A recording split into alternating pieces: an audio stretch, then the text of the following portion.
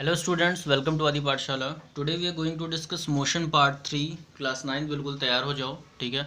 पिछले वीडियोस में हम लोगों ने मोशन का कितना टाइप होता है उसको डिस्कस किया था पाथ के बेसिस पे। इस बार यूनिफॉर्मिटी का बेस बचा हुआ है, बट आपको यूनिफॉर्म मोशन नहीं समझनी है, या यूँ कह लो कि यूनिफॉर्म मोशन कई सारे टर्म्स में आपको मिलेगी। या ओवरऑल आप पहले इतना जान लो कि यूनिफॉर्म मोशन वो होती है जो इक्वल डिस्प्लेसमेंट या equal distance equal time interval में अगर कवर किया गया है तो उस मोशन को यूनिफॉर्म मोशन बोलते हैं।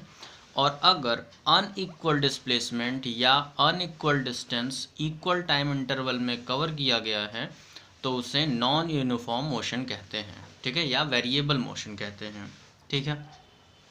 एक बात और जान लीजिए कि रियल लाइफ में यूनिफॉर्म मोशन मतलब 90% पॉसिबल नहीं होती है, क्योंकि ये सच्चाई है कि अगर कोई भी कार है या कोई भी व्हीकल है वो 4 घंटे तक किसी भी कांस्टेंट स्पीड या वेलोसिटी से ट्रैवल नहीं कर सकती। जाहिर है कि जब आप हाईवे पर होते हो या रास्ता कितना भी साफ क्यों ना हो, ठीक है, आपका जो रोड है वो बिल्कुल हमेशा ऐसा नहीं रहेगा कहीं पर आपको ब्रेक ना लेना पड़े या कहीं पर आपकी स्पीड में हल्का सा भी वेरिएशन ना आए, ठीक है।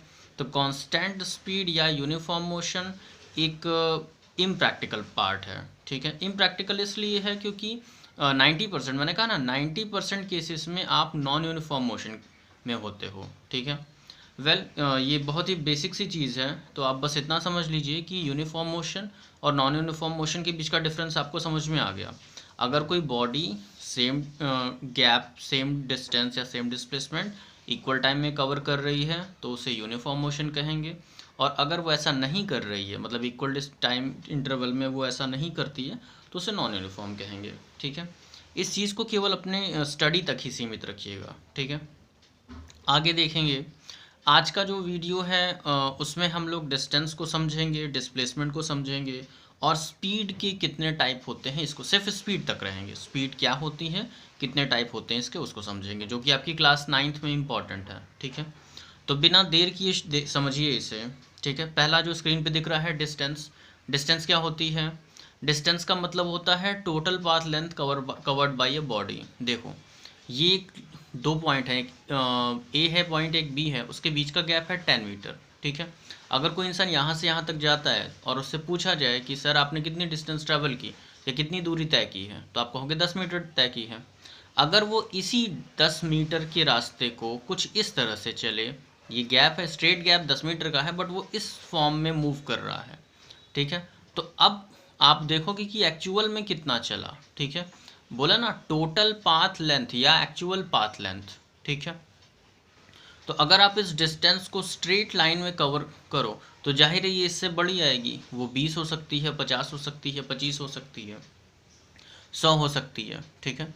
तो इस केस में आपकी जो डिस्टेंस हो जाएगी वो हो जाएगी 50 मीटर। ये एक मतलब 50 हो सकती है, जितनी भी हो, ठीक है।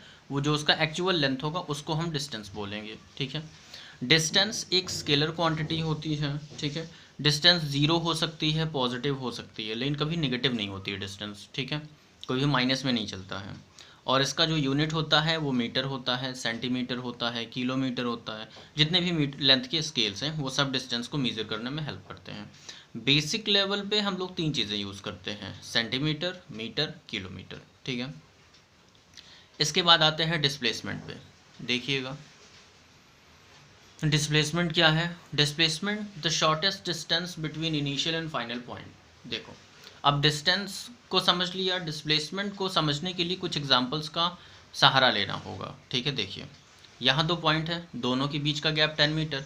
अगर कोई इंसान यहाँ से यहाँ सीधे चलता है तो हम इसको ऐड करेंगे, ये हो जाएगा डिस्टेंस 10 मीटर, ठीक।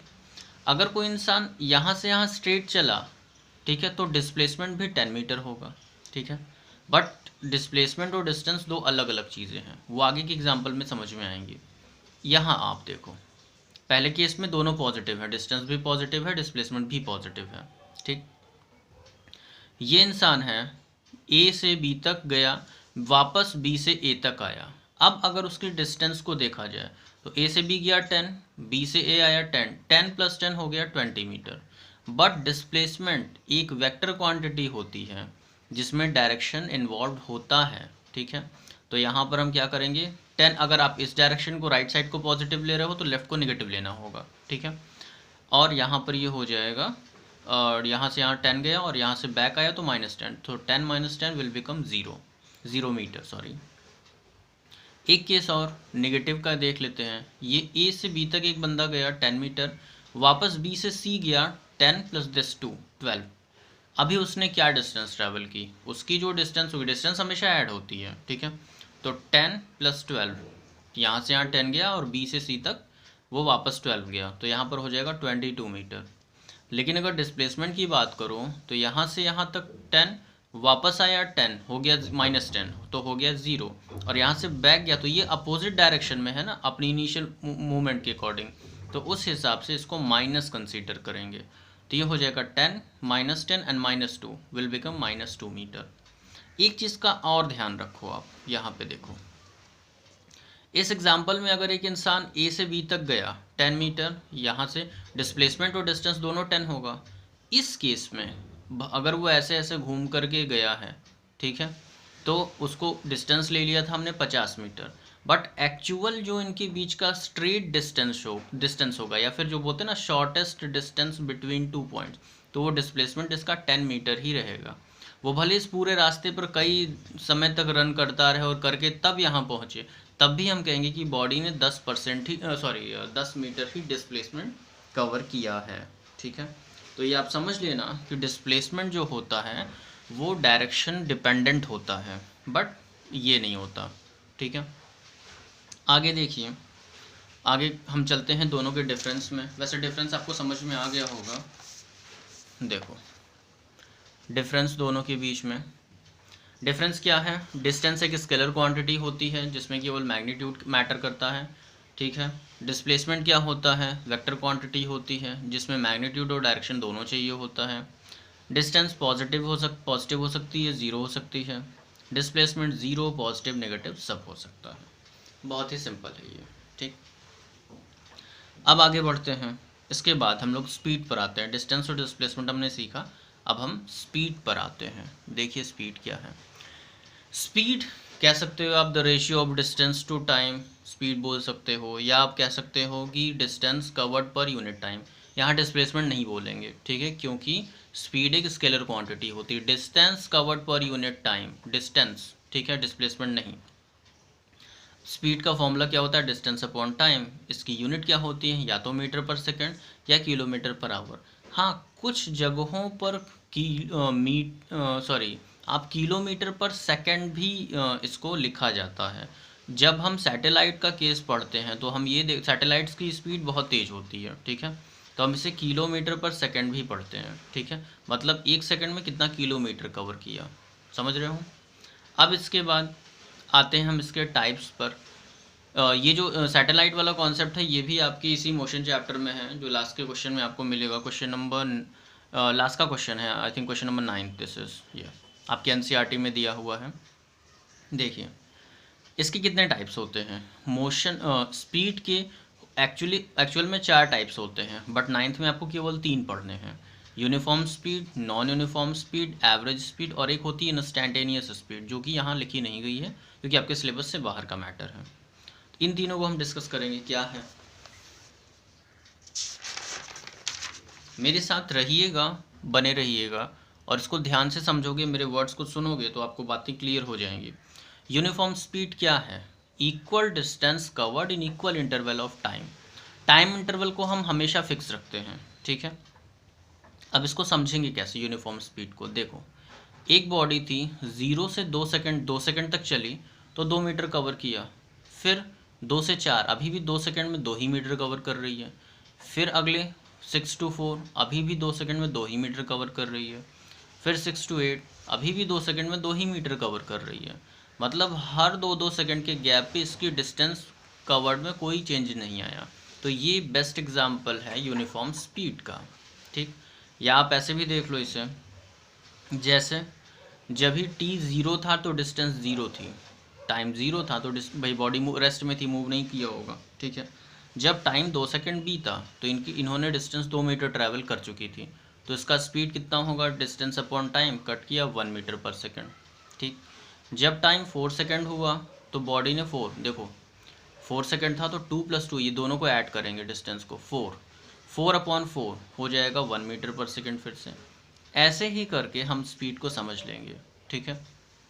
यहाँ पर 6/6 भी किया है, 6 सेकेंड में बॉडी ने 6 मीटर ट्रैवल किया, तो हम बोलेंगे बॉडी की स्पीड 1 मीटर पर सेकेंड, मतलब हर बार 1 1 1 आ रहा है, ठीक है। इससे पता चलता है कि बॉडी यूनिफॉर्म स्पीड कवर कर रही है। नॉन यूनिफॉर्म स्पीड क्या होती है? Unequal distance covered in equal interval of time. Time interval को फिक्स रखेंगे तभी इक्वालिटी का पता चल पाएगा। तो अब देखो यहाँ पर, इसको ध्यान से अगर देखो आप, तो यहाँ 2 सेकंड में 2 मीटर ट्रैवल किया, फिर अगले 2 सेकंड में 6 मीटर ट्रैवल कर लिया, फिर अगले सेकंड में 1 ही मीटर ट्रैवल किया, फिर उसके बाद दिस इज़ 5, ठीक है, 5 मीटर ट्रैवल किया। तो ये एग्जाम्पल है नॉन यूनिफॉर्म स्पीड का, ठीक है। इसके बाद आते हैं एवरेज स्पीड का। देखो रियलिटी ये है कि हमने अभी बोला ना कि यूनिफॉर्म मोशन जनरली पॉसिबल नहीं होती, हम लोग नॉन यूनिफॉर्म में ही चलते हैं, आप हमेशा एक जैसी स्पीड कायम नहीं कर सकते। तो उस केस में हमें एक एवरेज देखना होता है कि बॉडी का एवरेज कितना है, कितने टाइम में कितना वो चल सकती है। तो उस चीज़ को भी देखेंगे, एवरेज स्पीड को। एवरेज स्पीड तभी निकाली जाती है जबकि कोई भी बॉडी की स्पीड बार बार वैरी कर रही हो, ठीक है, तब हम उसका एवरेज निकालते हैं। इसका क्या फॉर्मूला होता है? Total distance covered in total time interval, ठीक है, total distance covered in total time interval, जितना टाइम दिया गया एंड टोटल डिस्टेंस। जैसे मान लो उसने t1 टाइम में x1 डिस्टेंस ट्रैवल की, t2 टाइम में x2, t3 में x3 और ऐसे ऐसे एक्सेंट डिस्टेंस उसने tn टाइम में कवर की। तो इन सबको ऐड करो, अपॉन में टोटल टाइम को ऐड करो, दोनों को डिवाइड कर दो, आंसर आ जाएगा, ठीक। पहला। दूसरी चीज़, जब कभी भी आप ग्राफ के क्वेश्चन सॉल्व कर रहे हो, ग्राफ के, तो वहाँ पर डेल्टा एक्स का एक टर्म आता है, डेल्टा मीन्स डिफरेंस, ठीक है। अगर 2 पॉइंट दिए हुए हैं डिस्टेंस के, ठीक है, कि और जब इसको हम लोग एग्जांपल में समझेंगे, ठीक है, जब 2 पॉइंट दिए हुए हैं तब आप इस डेल्टा एक्स का यूज़ करोगे। जैसे पहले उस बॉडी की पोजीशन 4 मीटर थी, अब बॉडी की पोजीशन 7 मीटर हो गई। उसने पूछा कि 4 से 7 के बीच में जो टाइम बीता उसमें बॉडी ने कितना डिस्टेंस ट्रैवल किया। तो आप 7 - 4 यानी x2 - x1 करोगे, ठीक है, या xn - xn - 1, ठीक। इसी को x3 - x2 भी लिख सकते हैं।